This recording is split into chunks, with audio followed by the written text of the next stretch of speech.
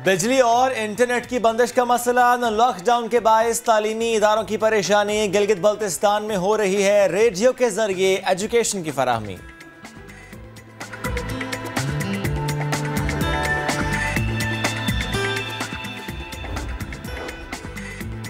Corona से सेहतयाब बच्चों को खौफनाक बीमारी ने लपेट में लिया। कवासाकी नामी बीमारी के केसेस पाकिस्तान में रिपोर्ट होना शुरू हुए।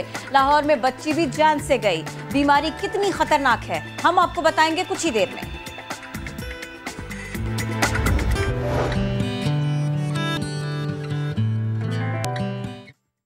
अस्सलाम वालेकुम, आप देख रहे हैं नया दिन। मैं हूं आपके साथ मोहम्मद शुएब और मैं हूं किरण आफ्ताब। अब अगर आप ये सोच रहे हैं कि जैसा कल का दिन गुजरा है उसके बाद हम बात करेंगे कि कराची में सिचुएशन क्या बन गई, बिजली कैसे गायब हो गई, चंद छींटे क्या पड़े, पानी जमा हो गया, लोगों की गाड़ियां फंस गई, नहीं, मैं पहले ये बात नहीं करूंगी। ये बात हम आगे चल के करेंगे, तफसील के साथ करेंगे। कौन कौन है जो काम नहीं करता, कौन कौन है जिसकी वजह से पाकिस्तानी और शहरी परेशान है, ये सब कुछ हम बात करेंगे आपसे। लेकिन ज़रा तवक्कुफ प्लीज़, क्योंकि हम आपको खबर देने जा रहे हैं हज से मुताल्लिक़। सऊदी हुकूमत ने कोरोना वायरस की वबा को देखते हुए कुछ नए SOPs की बात की है और ये हज के लिए ख़ास तौर पर तैयार की गई हैं। इनको बता दिया गया है, जारी कर दिया गया है। अब इसके तहत हजर अस्वद को छूने पर पाबंदी होगी, मास्क पहनना लाजमी होगा, नमाज और तवाफ़ के दौरान काबा को चूमा भी नहीं जा सकेगा। वो जिसका ख्वाब हम सब देखते हैं, रास्ते में अभी थोड़ी सी मुश्किलात भी होंगी, लेकिन अल्लाह का मेहमान बनना ही एजाज़ है और तो SOPs हैं तो कर लेंगे। एग्जैक्टली SOPs हैं, फॉलो करने भी चाहिए। और अगर हम मज़ीद इस पर बात कर लें तो 19 जुलाई ये वो डेट है जब मिना, मुज़दलिफ़ा और अराफात में बग़ैर इजाज़तनामे के किसी की एंट्री नहीं हो सकेगी, रोक दिया जाएगा उसको। और मुख्तलिफ लैंग्वेजेस में कोरोना के बचाव के लिए जो एहतियाती तदाबीर हैं वो बताई जाएंगी लोगों को। नए प्रोटोकॉल के तहत मुंतज़मीन तवाफ़ और दीगर औक़ात पर आज़मीन हज के दरमियान 1.5 मीटर के फासले को यकीनी बनाएंगे, जबकि तवाफ़ के लिए आज़मीन हज को मुख्तलिफ ग्रुप्स में तकसीम किया जाएगा ताकि रश ना हो। और जिस तरह किरण ने भी कहा कि सफ़ाई ग़िलाफ़ काबा उसको छूना, उसको चूमना, इस पर भी पाबंदी है और ये सिर्फ़ और सिर्फ एहतियात के लिए किया जा रहा है। ये तो हमने बात कर ली हज से मुताल्लिक जो SOPs जारी की गई। अब ज़रा हम आज के अहम तरीन टॉपिक पर आ जाते हैं। हाँ, अहम तरीन टॉपिक या सबसे बड़ा दुख? सबसे बड़ा दुख कहने दीजिए। इन्ना लिल्लाहि व इन्ना इलैहि राजिऊन फॉर के इलेक्ट्रिक, क्योंकि के इलेक्ट्रिक ने जो किया है बारिश के बाद, बल्कि बारिश से पहले, यानी अभी बारिश स्टार्ट हुई नहीं थी कि लाइट चली गई और अब बारिश खत्म हुए कम से कम भी मेरा ख्याल है किरण 12 घंटे से भी ज्यादा हो चुके हैं, बल्कि 12 भी नहीं, कोई 18 घंटे तो हो चुके हैं। जहां लाइट आई वहां वोल्टेज ऐसा था कि फिर उसके बाद में आप सोचे कि हम और ये तो बिल्कुल बराबर है, जैसे हमारी जान निकली हुई है वैसे ही इस बिजली की जान भी निकली हुई है। अच्छा, एक इसके अलावा मामला और भी है। ऊपर से तो जरा से छींटे थे वो पड़े थे, लेकिन नीचे तो फव्वारा था जो फूट पड़ा था। किसी को नजर आया या नहीं आया? समा ने आपको सब दिखाया। नया दिन में आपको वो मनाजिर जरा दोहरा देते हैं, देखिए तो से हुआ क्या है। वाह, क्या नजारा है ना, स्पेशल डेकोरेशन।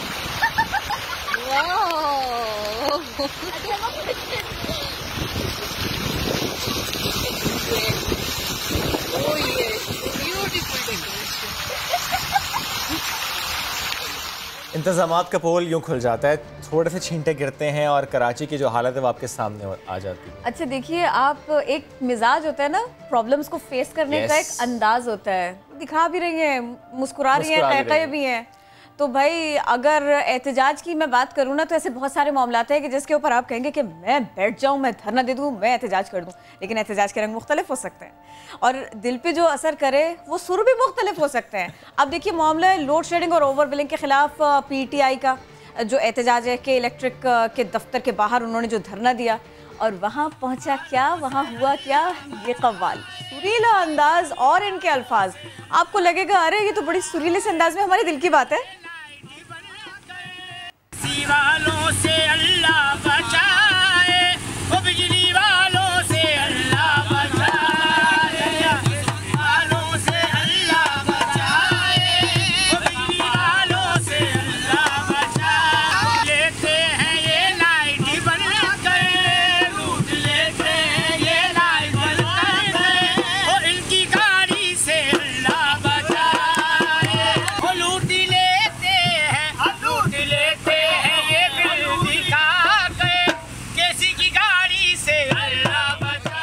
कि एसी की गाड़ी से अल्लाह बचाए, कि इलेक्ट्रिक से अल्लाह बचाए। और ये एतराज़ इतना क्यों हो रहा है कि कराची की सिचुएशन ऐसी है। कराची में चंद मिनटों की बारिश हुई थी और उसके बाद जो दावे किए जाते हैं इंतज़ामिया की तरफ से, वो तमाम के तमाम दावे, वो तमाम के तमाम जो वादे थे, वो तमाम के तमाम जो बातें की गई थी कि हम ये कर देंगे, इस बार बारिश होगी तो मैनेज हो जाएगी, वो हुआ नहीं।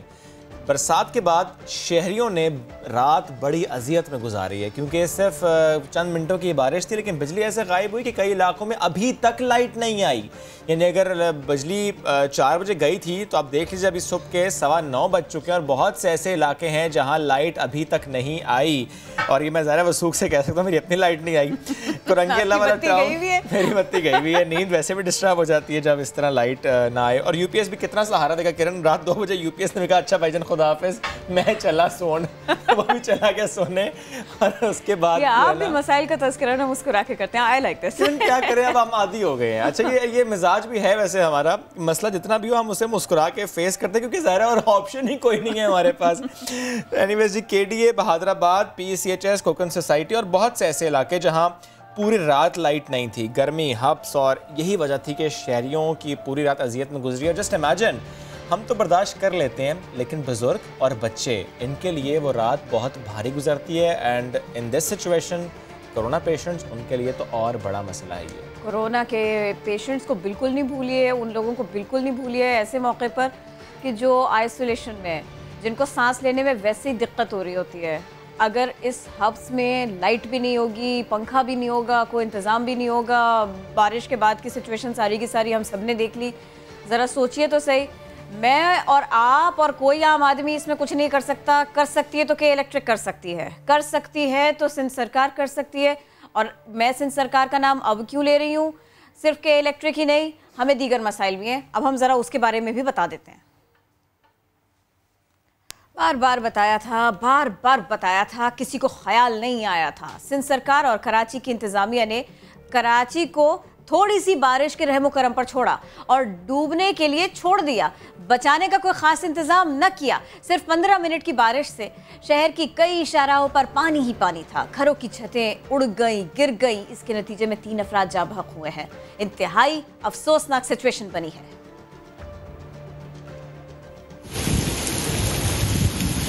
बार बार कहा, खबरदार करते रहे कि बारिश होने वाली है, खुदारा कुछ कर लें, मगर अब करते भी तो क्या, देखिए तमाशा। पीएनटी कॉलोनी में मोटरसाइकिल वाले पानी में छुपी अपनी सवारी को घसीटते रहे।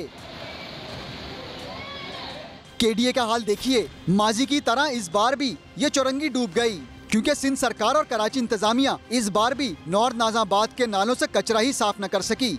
पुल के नीचे मेरी गाड़ी बंद हो गई है, बिल्कुल कोई इंतजामिया साथ नहीं देती किसी का भी। वही हाल है, कोई भी इनके अंदर कोई भी ना इंसानियत है ना कुछ भी है। और वहाँ से यहाँ पर हम लोग हैं, वहाँ पे भी हम लोगों ने देखा चीपा में डेड बॉडी पड़ी हुई किसी की, यार वो भी बेचारा फंसा हुआ है वहाँ पे। कोई इंतजामिया का बंदा नजर आ रहा है, कोई पानी की निकासी के लिए कोई काम नजर आ रहा है कहीं? नहीं, कुछ भी नहीं नजर आ रहा, पूरा बेड़ा गर्क किया हुआ है रोडों का। अब देखिए तवील शारा फैसल का हाल। नर्सरी के मकाम पर गाड़ियां पानी में डूबी नजर आ रही हैं। गुलशन इकबाल का भी यही हाल देखा गया। और ये है एफसी एरिया। जरा सी बारिश ने इस सड़क को तालाब बना दिया। शारा फैसल पर ही एफटीसी बिल्डिंग पर लगे साइन बोर्ड का कवर गिर गया। शाहराहों पर पानी जमा हुआ तो आई चंद्रीगढ़ रोड, सदर, शारा फैसल, लियाकताबाद समेत दीगर शाहराहों पर ट्रैफिक जैम रहा। कई मकामात पर एम्बुलेंस फंसी रहीं। उधर इब्राहिम हैदरी और लियाकताबाद में घरों की छतें गिरने से 3 अफराद जाँ बहक हुए।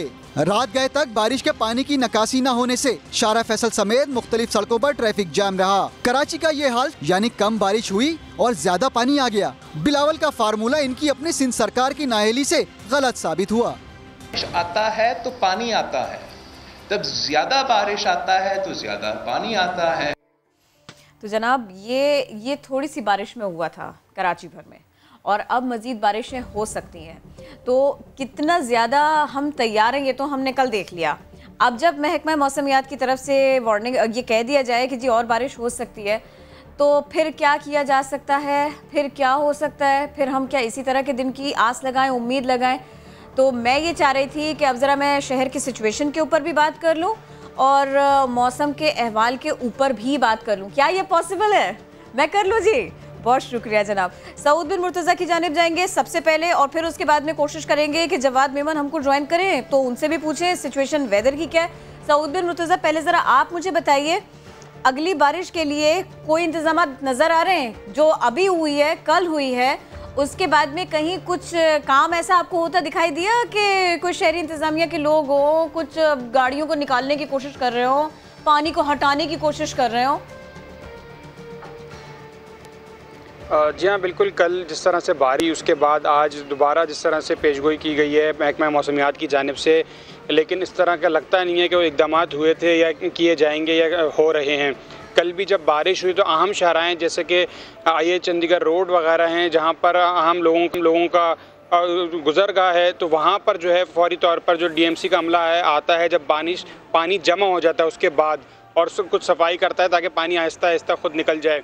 इस तरह जो है मुख्तलिफ इलाकों में नज़र आता है, लेकिन शहर का एक बड़ा हिस्सा है साउथ जोन में, क्योंकि VIP मूवमेंट होता है तो वहाँ पर तो फिर भी कुछ इक़दाम नज़र आते हैं, लेकिन इसके अलावा वेस्ट में, सेंट्रल में, ईस्ट में या मलीर में इस तरह के इक़दाम कोई नज़र नहीं आते। कोई अमला ही नज़र दिखाई नहीं देता जब बारिश होती है, ना ही किसी किस्म के कोई इक़दाम नज़र आते हैं। ये तो इंतज़ामात की बात है, लेकिन क्योंकि आप फ्रेड हॉल के बाहर इस वक्त मौजूद हैं, थोड़ा सा मुझे बताइएगा कि आज सुबह यहाँ का मौसम और यहाँ के हालात कैसे हैं? क्या यहाँ पर लोग आए हुए हैं या नहीं, अलाउड नहीं है ड्यू टू दिस सिचुएशन? यहाँ पे क्योंकि लॉकडाउन की वजह से लोगों का आने पर पाबंदी है, लेकिन इक्का दुक्का लोग ही यहाँ पर हमें जो है नज़र आ रहे हैं, वो भी सिर्फ ऐसे ही देखने के लिए शायद आए हों कि उनको आने की इजाज़त है भी या नहीं। कराची में आज सुबह से जो है काले बादल आ रहे हैं मुख्तलिफ वक्तों में, कभी धूप निकल आती है। चलिए इन्हीं काले बादलों से मुतालिक हम सवाल कर लेते हैं, आप साथ रहिएगा। इन्हीं काले बादलों से मुतालिक और मजीद स्पेल से मुतालिक हम बात कर लेते हैं, क्योंकि साथ ही मौजूद है जवाद मेमन। Good morning. उम्मीद है रात आपकी अच्छी गुजरी, नींद आई थी आपको, लाइट थी आपकी, उम्मीद रखूँ ये?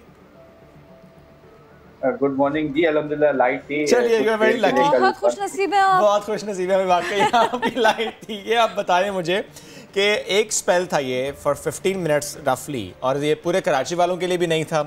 जिस तरह कुछ इलाकों में तो बारिश हुई लेकिन कुछ इलाकों में नहीं हुई। अब आइंदा जो स्पेल्स हैं उससे मुतालिक प्लीज़ शेयर करें। पूरा कराची डूबेगा, भीगने से आगे का मामला है अब ये? आइंदा स्पेल देखें फिर जिस तरीके से कल अपडेट किया था कि कल शाम रात से जो है वो सिस्टम के इफेक्ट आना शुरू होंगे, और मंगल, बुध, जुमेरात ये 3 दिन अहम है कराची के लिए। और आज मंगल है, आज सुबह से जो है वो ग्राउंड कंडीशन बिल्कुल परफेक्ट है, तो उम्मीद यही है कि दोपहर का जो टाइम है वो आइडियल होता है, दोबारा थंडर सेल्स बनेंगे और इंशाल्लाह इस दफ़ा जो है वो वाइड स्प्रेड ट्रेंड होंगे। ठीक, ये तो आपने बता दिया मंगल, बुध और जुमेरात, लेकिन मेरा सवाल वहीं का वहीं है, कितनी बारिश होगी? आपने कल कहा था मैनेजेबल होगी, कल के हालात देखने के बाद आप अब कायम है अपने उस स्टेटमेंट पे? देखिए शुभ, कल अगर हम कल के रेनफॉल स्टैट्स उठाएं तो शहर में जो है वो इतनी ज़्यादा बारिश नहीं हुई है। कुछ स्पेसिफिक इलाके हैं जैसे सदर, डिफेंस, क्लिफ्टन, गार्डन ईस्ट, इन एरियाज में जो है वो माइक्रो बस, क्लाउड बस जिसे हम कहते हैं वो हुआ है। क्योंकि मैं पर्सनली खुद भी सदर में मौजूद था कल, तो तकरीबन 30-35 मिनट जो है वो शदीद तूफानी बारिश थी। और स्टैट्स भी यही बताते हैं कि जिस तरीके से आपने देखा कि सदर और इन इलाकों में 40+ मिलीमीटर था, 43 मिलीमीटर था, जबकि दूसरे इलाकों की अगर बात की जाए तो हार्डली किसी एरिया ने जो है वो 15 से 20 मिलीमीटर टच किया है, वरना वो 10 से 15 मिलीमीटर में थे। इसके बावजूद भी इतनी मिसमैनेजमेंट जो है वो समझ से बाहर है। पूरा शहर यही सोच रहा है, पूरा शहर ये सोच रहा है। Thank you so very much, आप हमें अपडेट कर रहे थे इस बारे में, वेदर के बारे में बता रहे थे। बातचीत तो होती रहेगी, क्योंकि अब सऊद ने एक अलग सिचुएशन के बारे में बताया है, और मसला ये है कि ना कचरा हटा, ना नाले साफ़ हुए। मुख्तलिफ इलाकों में क्या सिचुएशन थी थोड़ा हमने भी आपको दिखाने बताने की कोशिश की। बड़ा सवाल ये है कि गुजर नाला, ये यहाँ पे क्या प्रॉब्लम्स हो सकते हैं और इस वक्त क्या सिचुएशन है? यासिर हुसैन हमारे रिपोर्टर हमारे साथ हैं। यासिर बताइए तो सही, कुछ यहाँ पर दिखाई दे रहा है आपको कि इससे पहले इन्होंने बारिश से पहले कुछ किया हो, या लोग भी आसपास के परेशान हैं और सिचुएशन भी कोई बहुत बेहतर नहीं है? जी बिल्कुल किरण, वो कहते हैं ना कि जब ज़्यादा बरसात आता है तो फिर ज़्यादा परेशानी भी ले आता है। ऐसे कुछ इलाके हैं कराची के जहाँ पे इस तरह के मामलात हो जाते हैं, जहाँ ज़्यादा बरसात आ जाता है तो वहाँ ज़्यादा परेशानी भी ले आता है। ऐसे ही गुजर नाले का एतराफ़ के जो घर हैं वहाँ पे काफ़ी परेशानी का सामना देखना पड़ता है, क्योंकि वहाँ के जो रिहायशी हैं उनका कहना है कि जब बरसात होती है तो यहाँ का पानी ऊपर आ जाता है, जो हमारे घरों में 5-5 फीट 6-6 फीट जो है घरों में भर जाता है। जो ग्राउंड फ्लोर पे लोग रहते हैं वो तो बिल्कुल तबाह व बर्बाद होकर रह जाते हैं। उनका तमाम सामान जो है घर का, फर्नीचर वगैरह, ग्रोसरी वगैरह, वो सब नाले के गंदे पानी और बारिश के पानी में बह जाता है। तो जब क्योंकि जो लोग फर्स्ट फ्लोर और सेकंड फ्लोर पे होते हैं वो जो है वो सेफ़ हो जाते हैं, मगर वो भी घरों में महसूर होकर रह जाते हैं क्योंकि उनको एग्ज़िट का, बाहर निकलने का कोई रास्ता नहीं मिलता। जबकि उनका ये भी बताना था कि हुकूमत की जानिब से इस तरह के कोई इंतजामात नहीं किए जाते बरसात आने से पहले, यही पूछना चाह रही थी मैं, जिससे हमें मदद फराहम की जाए। यासिर ये बताइएगा, वो इससे पहले थोड़ी सफाई की बात हुई थी, कचरा निकाल रहे हैं, हम लोगों ने जाके रिपोर्टिंग भी की, आप लोगों ने खुद भी जाके कवर किया, वो सफाई क्या हुई? क्या वो सारा काम मुकम्मल नहीं हुआ था, या वो सिर्फ और सिर्फ फुटेज की हद तक था, वीडियो की हद तक था? क्योंकि प्रॉब्लम बढ़ा है, कम नहीं हुआ, खत्म होना तो छोड़ दें। जी बिल्कुल किरण, देखें अगर पूरा साल सफाई नहीं होगी, बिल्कुल बरसात जब सर पर आ जाएगी और हम सिर्फ 2 दिन सफाई करेंगे तो वो सफाई जो है वो बिल्कुल नाकाफ़ी है। और अभी भी जब हम यहाँ गुजर नाले के अतराफ़ में आए हैं और हमने वहाँ इलाके का विज़िट किया तो हमने यही देखा कि अभी भी क्रेन वहाँ खड़ी है, मगर जूं के तू खड़ी है, काम करने के लिए वो नहीं है। मतलब वो सिर्फ फ़ोटो सेशन के लिए वहाँ खड़ी की गई है कि बस अगर कोई मीडिया आएगा या कोई VIP पर्सन आ जाएगा तो उसको दिखाने के लिए काम तो किया जाएगा, मगर उसके बाद वो मशीनरी ऐसी की ऐसी खड़ी रहेगी। जबकि इलाके मकीन जो वहाँ के हैं उन्होंने भी यही शिकायत जो है हमें बताई कि पूरा साल जो है वो सफाई नहीं की जाती। जब बिल्कुल बरसात सर पे आ जाती है तो सफाई करने के लिए पहुंच जाते हैं, उसमें भी मसाइल इसी तरह से बढ़ते चले जाएंगे। सऊद, यासिर, बहुत शुक्रिया, आप दोनों हमारे साथ थे, इस बारे में अपडेट कर रहे थे। बात ये नहीं है कि मशीनरी वहाँ पर खड़ी रहती है, बात सिर्फ इतनी कि मशीनरी वहाँ पर आइए, फोटो सेशन कराइए, नीचे उसके बड़ी कुछ इबारतें लिखवाइए और उसके बाद में उसको प्रिंट कर दीजिए, सोशल मीडिया पे दे दीजिए, उसकी वीडियो बनवा लीजिए और दूसरे चैनल्स के ऊपर वो चले जाए। बात ये है कि भाई बारिश की खबर मुझसे और आपसे पहले अगर जिम्मेदारों को मिल जाए और वो ये कह दें हम कुछ नहीं कर सकते और उसके बाद में भी एक प्रेस कॉन्फ्रेंस हो जाए, तो फिर तो शहरी ना तो उम्मीद लगा सकता है ना कहीं जा सकता है। लेकिन किरण, नासिर हुसैन शाह साहब ने और वसीम अख्तर साहब ने उन्होंने तो ये कहा था, कि चीजें मैनेज हो जाएंगी। वो बिल्कुल मौसम ही के तेवरों के जैसी बात है ना। अभी सुबह बादल कैसे और शाम बादल कैसे, ऐसा ही है। और जब मैनेज नहीं कर सके तो जो मैनेज किया है वो देख लीजिए। ये देखिए बारिश, अभी तो एक स्पेल था जी, अब भी अगर ना जागे तो फिर कब जागेंगे? ये अगले साल भी नहीं जागेंगे। अगली धुलाई तो फिर जिम्मेदारों की बनती है। चलिए जी, ये तो हमने मौसम से मुतालिक बात कर ली। ज़ाहिर है आज के हवाले से भी यही वेदर फोरकास्ट है कि और स्पेल्स आएंगे, तो लेट्स सी कि वो और जो स्पेल्स आते हैं वो कराची वालों के लिए कितने मसाइल लेकर आते हैं। चलिए बढ़ते हैं आगे। दुनिया के बुलंद तरीन महाज पर दुश्मन को नाकों चने चबवाने और शहादत का रुतबा पाने वाले 2 अजीम सपूत कैप्टन कर्नल शेर खान ने 5 जुलाई और हवालदार लालक जान ने 7 जुलाई 1999 को वतन पर जान निछावर की। पाक फौज के इन बहादुर जांबाजों को पूरी कौम और समा का सलाम है। इस्लामाबाद से उस्मान खान ने रिपोर्ट तैयार की है, शामिल करते हैं प्रोग्राम में। हम चट्टान हम तूफान हैदराने हैदरान, पाकिस्तान के 2 बहादुर सपूतों की कारगिल के बर्फपोश पहाड़ों पर लिखी दास्तान कभी मिट नहीं पाएगी। कैप्टन कर्नल शेर खान और हवलदार लालक जान अल्लाह के शेर हैं, जिनकी बहादुरी का बरमला इतराफ दुश्मन ने भी किया।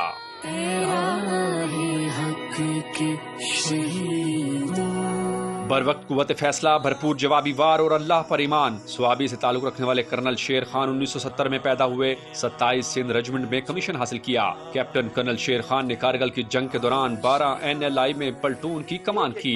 दुनिया के बुलंद तरीन महाज पर दुश्मन के आगे सीसा पलाई दीवार बने तो भारतीय फौज को मजबूरन पसपाई इख्तियार करना पड़ी। कैप्टन कर्नल शेर खान ने 5 जुलाई 1999 को शहादत का ताज सर पर सजा लिया।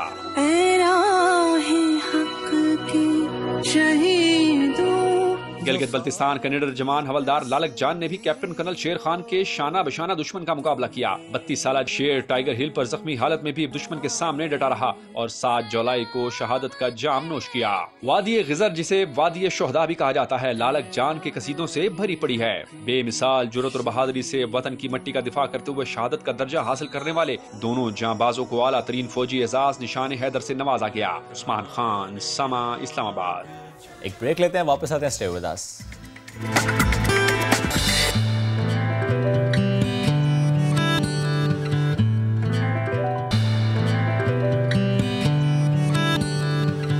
Welcome back after the break. मैं जरा उसको भी इंक्लूड हूँ। मनी लॉन्ड्रिंग रेफरेंस में आसिफ अली जरदारी और फरियाल तालपुर पर फर्दे जुर्म की कार्रवाई मुअख्खर कर दी गई। इसी पर बात करेंगे। सुहेल रशीद ने हमें ज्वाइन किया। सुहेल, अहम खबर है, डिटेल दीजिएगा।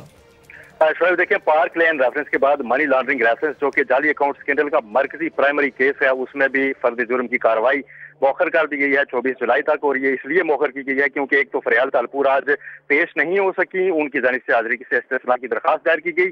इसके साथ ही जो एक मुल्जिम है उनकी प्ली बार्गेन की दरखास्त थी, जिस पर नायब ने रिपोर्ट जमा करानी थी। उस पर जब रिपोर्ट मांगी गई तो नायब ने कहा कि मुल्जिम की जानिब से अभी जो है वो अपनी दस्तावेजात जमा करवाई गई हैं जमीन की, जिसकी स्क्रूटनी होगी और 2 हफ्ते लगेंगे। इस पर अदालत ने कहा कि जब तक प्ली बार्गेन की दरखास्त फाइनल नहीं हो जाती उस वक्त तक फर्द जुर्म आयद नहीं की जा सकेगी। अब फर्द जुर्म के लिए तारीख मुकर्रर कर दी गई है 24 जुलाई और अदालत ने यह कहा है कि 24 जुलाई को यह फर्द जुर्म आयद की जाएगी। और उससे 2 दिन पहले नैब से कहा गया है कि वो अपनी जो रिपोर्ट है पेशरफ प्ली बार्गेन से वो जमा करें। बहुत शुक्रिया सुहेल, आपने इस सिलसिले में हमें अपडेट किया। ये तो हमने एहतसाब अदालत से मुताल्लिक खबर नाज़रीन से शेयर की। बाद में प्रॉब्लम्स कॉम्प्लेक्स होंगे, बढ़ेंगे।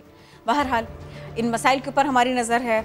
और जो आज होने वाला है, ये कहा जा रहा है कि आज भी कुछ बहुत बड़ी प्रेस कॉन्फ्रेंस होनी है, उस पर भी हमारी नजर रहेगी। डॉक्टर साहब जो करने जा रहे हैं उसको तो हम बताएंगे। कौन से हालात बदल जाने हैं, सियासतदान ऐसे रहेंगे तो हालात कैसे बदलेंगे। एनीवेज, क्या ये अच्छा किरण के सियासतदानों के बजाय हमारे पास रोबोट हो? क्यों?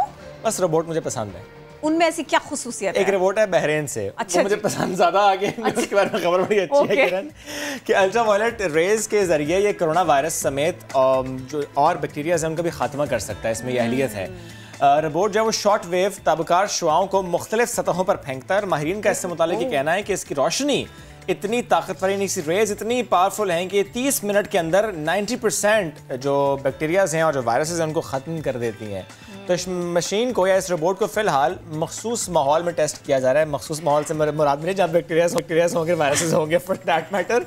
एनीवेज, जो कंपनी के तर्जुमान उन्होंने कहा है कि जब ये मशीन मुकम्मल तौर पर तैयार हो जाएगी तो इसे मुनासिब कीमत पर फरोख्त किया जाएगा। मुनासिब कीमत क्या है ये मैं आपको भी नहीं बता रहा। अच्छा, वैसे रोबोट 18वीं तरमीम नहीं बना सकते थे, मैं आपको याद दिला दूँ। और भी बहुत सारे मामलात हैं। एनी हाउ, ये इन्होंने रोबोट की बात की है। मैं थोड़ा सा कोशिश करती हूँ आपको एंटरटेनमेंट के बारे में बता दूँ क्या कहाँ पर तफरीह होने जा रही है। सिंगापुर का मशहूर यूनिवर्सल स्टूडियो 3 माह के बाद इसको खोला गया है। तो फिर उसके बाद क्या हुआ? यहाँ शहरियों की बड़ी तादाद सैर के लिए पहुंची। उन्होंने थीम पार्क के खुलने पर बहुत खुशी का इजहार किया। यूनिवर्सल स्टूडियो अप्रैल से कोरोना वायरस की वजह से बंद पड़ा था। घरों में कई माह से कैद लोग रोज़मर्रा की ज़िंदगी और तफरीह के लिए ऐसा लगता है कि तरस गए थे। शायद इसीलिए तो इतनी बड़ी तादाद में लोग यहाँ पर पहुँचे और बहुत खुशी हुई उनको कि हमको कुछ करने को मिला है। क्या बात है। अच्छा किरण, अभी कुछ देर पहले जब हम फ्रेयर हॉल से मुतालिक बात कर रहे थे और साउथ ने हमें कहा कि क्योंकि कोरोना वायरस की वजह से अभी ज़रा पार्क्स बंद हैं, तो आज सुबह मैं यूनिवर्सिटी रोड से गुजरा था और वहाँ पर एक स्टेडियम था, वहाँ पर बाकायदा फुटबॉल मैच हो रहा था। I was amazed to see that. मैं बस टाइम नहीं था वरना मैं रुक के वीडियो भी बना लेता उसके। मुझे अच्छा देख के मुझे अच्छा भी लगा कि चलो कुछ ना कुछ चीज़ें अब अच्छा बना। यस, वापसी की तरफ आ चुकी हैं चीज़ें, अब रौनकें बहाल होना शुरू हो गई। एनीवेज, जब रौनकों की हम बात करते हैं, बहाली की बात करते हैं, तो ये खबर एक न्यूयॉर्क से भी है कि वहाँ पर भी रौनकें बहाल हो रही हैं और शहरी अपनों से 80 दिन की तवील दूरी के बाद जब मिले तो बहुत खुश हुए। न्यूयॉर्क के पार्क में एक बड़ा ज़बरदस्त मंजर कि देखिए, बड़े क्यूट से 2 बच्चे हैं और जब इस लॉकडाउन के बाद इन्होंने एक दूसरे को देखा तो भागते हुए गए और एक दूसरे को जाके गले लगा लिया। यानी वो देखिए, अब ये भागता हुआ जा रहा है। He was so happy to see कि चलो जी अब हम दोबारा से खेल कूद कर सकेंगे, पार्क में सकेंगे। Wow, it is amazing, it's beautiful. छोटे छोटे 2 बच्चे, लेकिन उन्हें बहुत खुशी हो रही है कि हम काफ़ी दिन बाद मिले, तकरीबन 80 डेज बाद इनकी मुलाकात हुई है। Now they will be happy और दे विल बी प्लेइंग। तो ये जी jumping, they are very happy. यही यहाँ पर भी होगा, जब पार्क्स खुलेंगे तो बच्चे बाहर निकलेंगे और फिर वो भी खेलें कूदेंगे, बड़ा एंजॉय करेंगे। एक दूसरे को धक्के दे, हमें कोई प्रॉब्लम नहीं है। हाँ, बस खेलें कूदें, बाहर निकलें, ये करना चाहिए। घर में रह के बहुत तंग आ चुके हैं। अच्छा देखिए, अब थोड़ा सा मैं आगे बढ़ती हूँ। मैं बात करना चाहती हूँ साबिक कप्तान शाहिद खान आफरीदी की। उन्होंने कहा कि भारत और ऑस्ट्रेलिया बहुत अच्छी टीमें हैं, उनके खिलाफ खेलकर बड़ा लुत्फ उठाया हमेशा। और भारतीय प्लेयर्स ये तो मैच में पिटाई के बाद माफ़ी मांगते थे, ये सब कुछ कहा है उन्होंने। एक और इंटरव्यू की बात कर लेते हैं। पाकिस्तानी क्रिकेटर इंटरव्यू के बारे में एक आधा जुमला नहीं आप अदा करना चाहेंगे? वो थप्पड़ वाली तकलीफ मैंने सुना है हो रही है थोड़ी थोड़ी वो तो होगी ना, ज़ाहिर पता है वहाँ पर बहुत ज़्यादा मिर्चें लग गई हैं। वैसे तो उनको तकलीफें बहुत सी हैं, लेकिन उन तकलीफों में एक तकलीफ ऐड हो गई है, यही जो अभी हमने शेयर किया है वो ऐड हो गई है। चलिए एक और इंटरव्यू। एक और इंटरव्यू जी। पाकिस्तानी क्रिकेटर शोएब मलिक ने अहलिया सानिया मिर्जा से इंटरव्यू के दौरान ऐसी फरमाइश की कि भारतीय टेनिस स्टार ज़रा मुश्किल में आ गई। चलिए बहुत कुछ, बहुत इंटरेस्टिंग, हम आपको उसके बारे में तो अपडेट कर रहे हैं। कुछ एक दो सवाल हैं जो हमारे आपके जहन में, अब हम उनकी तरफ चलते हैं ना, उसके बारे में आपको बताते हैं। इस्लामाबाद में क्या हो रहा है, कोरोना मुतासरीन की तादाद कितनी है, कौन से इलाके ज़्यादा मुतासर हैं, एहतियाती तदबीर न करने वालों के खिलाफ क्या एक्शन लिया जा रहा है, अवामी निशानदेही पर कहाँ कहाँ पर एक्शन हुआ, ये सब कुछ अब हम जानने की कोशिश करेंगे। Exactly जी। डिप्टी कमिश्नर इस्लामाबाद हमदा शफकात, और हम जरूर कहेंगे डीसी हो तो इन जैसा हो। क्या बात है, कराची भिजवा दे। Because I am following his tweets Kiran, के कोई भी इनको मेंशन करता है ये उसको रिस्पॉन्ड करते हैं, फिर फॉलो अप भी करते हैं। तो हमें ज्वाइन किया हमदा शफकात साहब ने, सर बहुत शुक्रिया। सबसे पहले तो सर हम बहुत अप्रिशिएट करते हैं जो आप काम कर रहे हैं, you are doing amazing. Sir सबसे पहले मुझे प्लीज़ ये बताइएगा कि धूम तो मची हुई है माशाल्लाह आपकी, स्पेशली ट्विटर पर, कि जहाँ किसी मसले का रिपोर्ट होना, उसके बाद आपका एक्शन, आवाम का जो उसके बाद एक पॉजिटिव रिस्पांस होता है, बहुत आपको अप्रिशिएट किया जाता है, उसको पढ़कर उसको देखकर कैसा लगता है? बिस्मिल्लाहिर्रहमानिर्रहीम। बेसिकली सोशल मीडिया का जो इस्तेमाल है वो हमारा, बजाय इसके कि लोग मेरे दफ्तर में आएँ और प्रॉपर अपनी दरख्वास्तें जमा कराएं, तो हमने जो नई हुकूमत का विज़न है कि आप अपनी हुकूमत को डोर स्टेप पे लेके जाएं, तो उसका बेस्ट तरीका यही है कि आवाम तक अपनी रसाई लेके जाना, और आवाम की बातें अपने तक लेके आने के लिए हमने सोशल मीडिया का इस्तेमाल किया है। और सोशल मीडिया पे स्पेशली ट्विटर के ऊपर, फेसबुक के ऊपर हमें फ़ौरी तौर पर पता चल जाता है कि क्या इशूज़ चल रहे हैं, कहाँ पर चल रहे हैं। नॉर्मली अगर वो हमारे रूटीन के तरीक़ाकार में हमारे पास आएँ, जैसे कि दरख्वास्त लेके कोई बंदा आए, फिर हमारे दफ्तर में इंतज़ार करे, फिर उसको मैं मार करूँ और उसके ऊपर एक ऑर्डर इशू हो, फिर उस पर एक्शन हो, तो हम सोशल मीडिया से फ़ौरी तौर पे बात सुनते हैं और उसके ऊपर फ़ौरी तौर पे एक्शन करते हैं। अभी तक जो हमने ऑनलाइन कंप्लेंट्स हैं, तकरीबन 40,000 से ज़्यादा ऑनलाइन कंप्लेंट्स हमने रिजॉल्व की हैं, जिसमें कुछ PM पोर्टल पे थी, कुछ हमारी ईमेल्स पे थी और कुछ ट्विटर के ऊपर थी। अच्छा ज़रा अब हमें ये भी बताइएगा, कोरोना आ गया जी, वबा आ गई, इसके दौरान लोगों को कैसे हेल्प कर रहे हैं, और फ्री ऑक्सीजन सिलेंडर्स की फरामी भी आप लोगों की जानिब से की गई, प्लीज़ इसके बारे में हमें थोड़ा सा बताइए। कोरोना की जो ये वबा है, इसके ख़िलाफ़ अकेले इंतज़ामिया या अकेले हुकूमत काम नहीं कर सकती थी, और इसमें मैं बहुत शुक्रिया अदा करता हूँ इस्लामाबाद की अवाम का कि उन्होंने एक सही पढ़े लिखे होने का सबूत दिया और अपने आप खुद SOPs की इम्प्लीमेंटेशन में हमारा साथ दिया। इस्लामाबाद के तादरों ने बहुत साथ दिया, लेकिन सबसे बढ़ के जो इस्लामाबाद के फिलैंथ्रोपिस्ट्स हैं उन्होंने बहुत बढ़ के काम किया। हमें जब ये पता चलना शुरू हुआ कि लोगों की ज़्यादा तबीयत ख़राब होती है जब उनका ऑक्सीजन लेवल नीचे जाता है, जब ऑक्सीजन लेवल नीचे जाता है तो उनको हॉस्पिटल लेके जाया जाता है। अब हॉस्पिटल में जो HDU के बेड्स हैं वो कम होते हैं, 100, 150, 200 होते हैं, लेकिन अगर 400 पेशेंट आ जाएँ तो उनको फिर बेड्स नहीं मिल सकते थे। उसका हमने ये तरीका किया कि हमने इस्लामाबाद की लोकल फिलैंथ्रोपिस्ट ऑर्गेनाइजेशंस के साथ मिलके, जिसमें हैंड ट्रस्ट वाले हैं, अपना वाले हैं, इनके साथ मिलके हमने घरों के अंदर फ्री ऑक्सीजन सिलेंडर्स, ऑक्सीमीटर्स और ऑक्सीजन कॉन्सेंट्रेटर्स प्रोवाइड करना शुरू किए।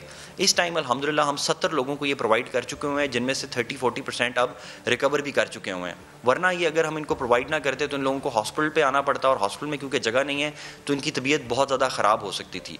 तो इस तरह से ये हमारा एक लाइफ सेविंग इनिशिएटिव था जो हमने किया है, और अल्हम्दुलिल्लाह इसमें हमें काफ़ी हद तक कामयाबी हो रही है, और इसको हम एक्सपैंड करते जा रहे हैं। अब हमने लोगों को फ्री ऑक्सीजन फिलिंग भी अलाउ कर दी है कि पिंडी इस्लामाबाद में भी फ्री ऑक्सीजन चाहिए वो हमारे साथ रब्ता करता है, और हमारी टीम्स उसको पंप्स प्रोवाइड करते हैं, वो ऑक्सीजन फिलिंग कर लेता है। प्रोटेक्शन इक्विपमेंट भी हम प्रोवाइड कर रहे हैं, और कई जगह पे जहाँ पर लोगों के पास पैसे नहीं है, उनको एक्सपेंसिव इंजेक्शन चाहिए, वो भी हम प्रोवाइड कर देते हैं।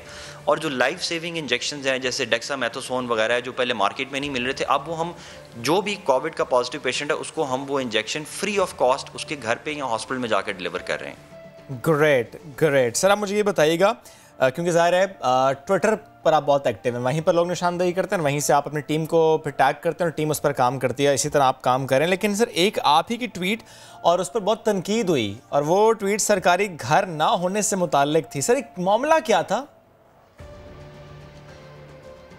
बेसिकली जो मेरी ट्वीट थी सरकारी घर के बारे में, असल में इस्लाम उसका मकसद ये नहीं था कि मैं कोई परेशान हूँ। अल्लाह का शुक्र है अल्हम्दुलिल्लाह, डिप्टी कमिश्नर की पोस्ट बड़ी प्रेस्टीजियस पोस्ट है और पाकिस्तान के अंदर बेहतरीन पोस्ट जो है इस्लामाबाद के डिप्टी कमिश्नर की है। लेकिन इस्लामाबाद क्योंकि नया ज़िला बना और ये 1980 में ये नया ज़िला बना और इसका असल जो DC हाउस है वो पिंडी में होता था, क्योंकि पिंडी के DC ही इस्लामाबाद को लुक आफ्टर करते थे। तो उसके बाद से सम हाउ जो है इस्लामाबाद के अंदर सरकारी घर जो डेजिग्नेटेड हाउस है DC का वो नहीं है, और हमने भी इसको पुश नहीं किया। हमें मुल्क की इकॉनमी के हालात भी पता है, हमें अपने हालात भी पता हैं, और हुकूमत हमें हाउस रिक्विजिशन अलाउंस दे देती है तो हमारा सिस्टम चलता रहता है। तो वो सिर्फ उस ट्वीट का बताने का मकसद ये था कि पंजाब के अंदर कुछ अफसरान हैं जो ये कह रहे हैं कि जी हमारी तनख्वाहें कम हैं, तो मैं उनको मोटिवेट करना चाह रहा था कि जी हम लोग या सरकारी मुलाजिम जो है वो स्पिरिट ऑफ पब्लिक सर्विस से काम करना चाहिए। उनको अपनी तनख्वाहों के पीछे बहुत ज़्यादा परेशान नहीं होना चाहिए, या उनको अपने बार बार पर्क्स और प्रिविलेजेस की बातें नहीं करनी चाहिए, क्योंकि ये तो सिविल सर्विस उन लोगों के लिए है जो स्पिरिट के साथ काम करना चाहते हैं, आवाम की खिदमत करना चाहते हैं। जो अगर पैसा ही कमाना चाहते हैं तो उनके लिए तो सारी ऑप्शंस खुली हैं। वो बैंक्स में काम कर सकते हैं, वो प्रॉपर्टी का काम कर सकते हैं, वो मुल्क से बाहर जा सकते हैं। तो उसके ऊपर लोगों ने शायद ये समझा कि मैं कोई क्रिबिंग कर रहा हूँ कि जी मेरे पास सरकारी घर नहीं है। बिल्कुल भी नहीं, अल्लाह का दिया सब कुछ है मेरे पास। और हुकूमत ने उसके बाद स्पेशल इनिशिएटिव लिया और मिनिस्ट्री ऑफ हाउसिंग ने मुझे बुलाया और उन्होंने कहा कि जी हम इस्लामाबाद के DC हाउस का मसला भी हल करेंगे, इंशाल्लाह वो मसला भी हल हो जाएगा। लेकिन पॉइंट यही था कि ये मैं एक तरह से मैं इंस्पायर करना चाहता हूँ बाकी सिविल सर्वेंट्स को, और जो लोग भी सिविल सर्विस में आना चाहते हैं उनको ये मैं बताना चाहता हूँ कि वो फोकस हमेशा आवाम की खिदमत पे करें, लॉ की इम्प्लीमेंटेशन पे करें, बाकी चीज़ें साथ साथ खुद अल्लाह ताला की ज़ात है। ट्रू स्पिरिट से आए हमजा साहब, बहुत शुक्रिया साथ मौजूद है। बहुत अच्छा लगा आपसे गुफ्तगू करके, मेहमान बने आज आप, बहुत अच्छा लगा। और इस्लामाबाद के शहरों के लिए एक पैगाम इस प्लेटफॉर्म से, कोई मसला हो, कोई परेशानी हो तो do post it, tag it, और इसके अलावा कोई और चीज़ देखें तो वो भी आप जरूर शेयर करें। एनीवेज ब्रेक लेते हमारे साथ रहिए।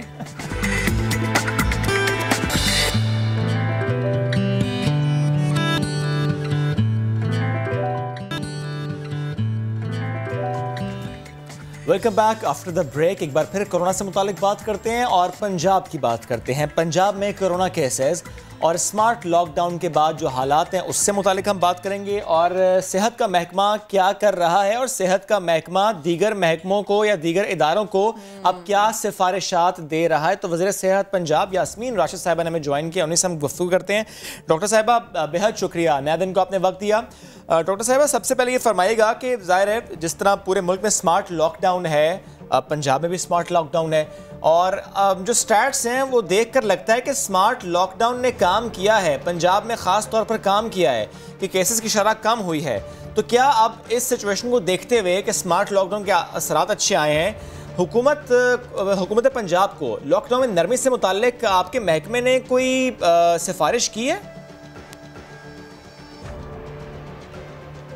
मेरा ख्याल है जो अहम चीज़ है कि हम ये स्मार्ट लॉकडाउन क्यों कर रहे हैं और किन इलाकों में कर रहे हैं। जिन इलाकों के अंदर तादाद मरीज़ों की ज़्यादा है उन इलाकों में ये आप स्मार्ट लॉकडाउन करते हैं ताकि ट्रांसमिशन जो वायरस का है उसके अंदर हम कमी लेके आएँ, ताकि कम से कम लोगों को ये वायरस लगे। अल्हम्दुलिल्लाह आपको पता है ये 2 हफ़्ते जो अभी स्मार्ट लॉकडाउन हमने लाहौर में ख़ास तौर पे किया, जहाँ सबसे ज़्यादा हमारे केसेस सामने आए हैं, उसने डेफिनेटली पहले भी कुछ कमी आ रही थी लेकिन लॉकडाउन की वजह से मज़ीद कमी आई है, और अब इस वक्त आपकी वबा का जो सिस्टम है वो नीचे को जा रहा है। आपकी नंबर ऑफ़ डेथ्स जो इस वक्त पंजाब में आज के दिन में हुई हैं वो टोटल 13 हैं, और नए जो केसेस सामने आ रहे हैं वो 646 हैं। तो डेफिनेटली जो केसेस इस वक्त डायग्नोज हो रहे हैं उनमें कमी भी आ रही है, और लोग जो रिकवर हो रहे हैं उनकी तादाद भी दिन ब दिन बढ़ती चली जा रही है। और ये लॉकडाउन का फ़ायदा, और हमारी एडवाइस के ऊपर अभी कुछ और इलाके जो हैं वो भी बंद किए जाएंगे।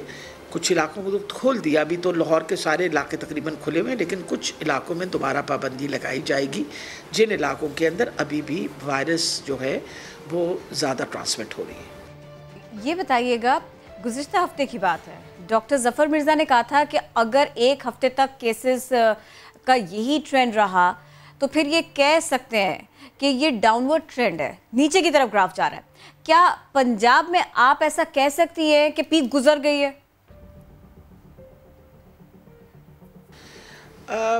मेरा तो ये देखें हम सब के ज़ाती ख्याल हैं, लेकिन सबसे बड़ी बात है कि एक इंटरनेशनल एजेंसीज़ हैं जिस तरह इंपीरियल कॉलेज ऑफ लंदन है, उनके भी कुछ स्टेटिस्टिक्स सामने आए हैं। उन्होंने स्टेटिस्टिक्स में जो R0 है, यानी जो हमारी रिप्रोडक्टिव या जो स्प्रेड रेट होता है, उसकी कैलकुलेशन पे उन्होंने देखा है कि पाकिस्तान के अंदर 0.7 पे हम चले गए हैं। ये जिन जिन इलाकों में वो 1 से कम हो जाता है R0, इसका ये मतलब है कि स्प्रेड हमारी कम होके अब ख़त्म होने की तरफ जा रही है इंशाल्लाह। तो इसलिए जब कोई चीज़ नीचे को आनी शुरू हो जाती है तो आप एक्सपेक्ट करते हैं, हम इसको सोच सकते हैं कि हम पीक पे पहुंच के अब हमारे आहिस्ता आहिस्ता केसेस जो हैं कम हो रहे हैं। लेकिन इम्पॉर्टेंट ये चीज़ है कि इसके अंदर एक बहुत बड़ा हिस्सा जो है वो हमारे लॉकडाउन्स का है। और ये मैं दोबारा चीज़ कहना चाहूँगी कि एक तो लोगों ने अब मास्क पहनने शुरू कर दिए हैं, लोगों ने हिफाजती तदाबीरें ख़ुद भी इख्तियार करनी शुरू कर दी हैं। इसी तरह अगर हम अपनी हिफाजती तदाबीरें इख्तियार करी रखें, मास्क पहनी रखें, हाथों को बार बार धोएं, सैनिटाइज़र इस्तेमाल करें, तो इंशाल्लाह हमें बहुत उम्मीद है कि जो नीचे का ट्रेंड है ये चलता रहेगा और फिर हम अगले एक हफ़्ते के अंदर इस पोजीशन पे पहुंचेंगे कि हम कह सकेंगे कि पीक से हम गुजर गए। सही सर, आपने भी ज़ाहिर मेंशन किया 0.74 जो ट्रांसमिशन रेट है, और ज़ाहिर ये कहा जाता है कि अगर 1 से नीचे है तो इसका मतलब है कि अब ये डाई डाउन हो रहा है। तो ये सिचुएशन देखते हुए, और जब आप भी कह रहे हैं कि अब लोग एहतियात भी कर रहे हैं, मास्क भी पहन रहे हैं, फिजिकल डिस्टेंसिंग को भी मद्देनज़र रखा जा रहा है, तो इस सिचुएशन को देखते हुए जब चीज़ें इतनी अच्छी समत में जा रही हैं, तो क्या पंजाब हुकूमत लॉकडाउन ख़त्म करने से मुताल्लिक सोच रही है? कोई ऐसी तारीख आपने सोची है कि अच्छा ये वो डेट है जब हम लॉकडाउन ख़त्म कर सकते हैं? देखिए जी, अभी तो बहुत मुश्किल है, सारी दुनिया में वबा चल रही है, कुछ मुल्कों में दोबारा रिसर्जेंस हुई है। जिस तरह अभी हम अगर ईरान की बात करें तो वहाँ दोबारा रिसर्जेंस हुई है।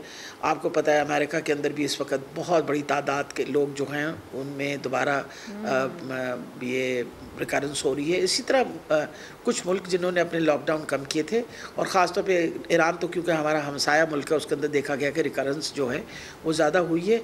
और इसका ताल्लुक जो है वो इसी से है कि अगर लोग जो हैं फांसी तदाबीरें इख्तियार करनी बंद कर दें तो मुश्किल हो जाएगा। अब हमारे लिए जो इस वक्त सबसे बड़ा इम्तिहान आ रहा है वो कुर्बानी की ईद है। इस कुर्बानी की ईद पे बहुत अहम है कि लोग जो हैं वो हिफाजती तदाबीरें इख्तियार करें। अगर पिछली ईद की तरह इन्होंने किया तो यकीनन केसेस की तादाद दोबारा बढ़ जाएगी। इसलिए हमारी इल्तिजा है आपके प्रोग्राम के थ्रू कि मेहरबानी करके आप कोशिश करें कि हिफाजती तदाबीरें इख्तियार करें। हुकूमत ने भी SOPs डेवलप की हुई हैं ख़ास तौर पे कुर्बानी की ईद के लिए। आप सारे ये SOPs फॉलो करेंगे तो इंशाअल्लाह हालात बेहतर होंगे। लेकिन हम इन सारी चीज़ों के को मद्देनज़र रखते हुए, जिस तरह वबा की फैलना, अगर रिकरेंस कहीं होना शुरू हो जाए तो हमें दोबारा लॉकडाउन, इसलिए मुकम्मल तौर पे अभी कोई बंदा किसी किस्म की कमिटमेंट नहीं कर सकता। हम जैसे जैसे हफ्ते के हफ्ते गुजरेंगे तो वी विल बी इस कंक्लूजन पे पहुंचेंगे कौन से एरियाज़ खोलने हैं, कौन से बंद करने हैं। और उम्मीद रखते हैं कि इंशाअल्लाह इस साल के आखिर तक हम सही पोजीशन पे पहुंचेंगे। अब हम लोगों को इस वबा के साथ ज़िंदा रहना सीखना चाहिए। जिस तरह हम डेंगू के साथ इट्स एन एंडेमिक कंडीशन, ये अभी फॉर द टाइम बीइंग ये सिचुएशन रहेगी। अल्लाह करे जल्द वैक्सीन आ जाए। जब एक दफ़ा वैक्सीन आ गई तो फिर इंशाल्लाह लोगों को जब वैक्सीन लग जाएगी तो फिर हमारी वाकई इस वबा से छुटकारा हो जाएगा। अच्छा ये बताइए कि देखिए मैटर तो रिकवरी रेट करता है ना, और सिंध हुकूमत के यहाँ से जो आदाद शुमार हमारे पास आ रहे हैं उसके मुताबिक तो रिकवरी रेट उनका बहुत बेहतर है। तो ये फरमाइए कोई मुशावरत आप लोग कर रहे हैं कि वहाँ अस्पतालों में क्या ट्रीटमेंट है, उनका तरीक़ाकार क्या है? मेरा ख्याल रिकवरी रेट तो पूरे पाकिस्तान का तकरीबन एक ही जैसा है। कुछ नंबर ज़्यादा कहीं आ रहे हैं, कहीं कम आ रहे हैं।